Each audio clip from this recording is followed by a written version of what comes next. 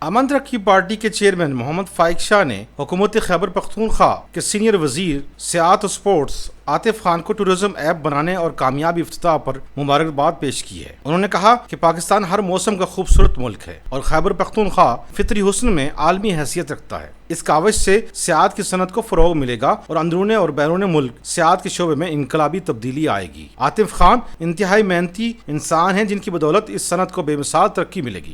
انہوں نے کہا کہ پاکستان کے پاس سیاحت کے شعبے میں نمایاں بہتری سے روزگار، کاروبار اور سرمایہ کاری میں اضافہ ہوگا، جو ملک کی معیشت کے لیے اچھی خبر ہے۔ انہوں نے کہا کہ امن ترقی پارٹی ہر اچھے اقدام کی تعریف اور غلطیوں پر حل پیش کرنے کے لیے جامع حکمت عملی پر کاربند ہے۔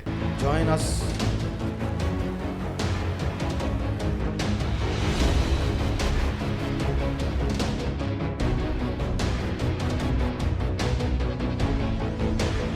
امن ترقی پارٹی۔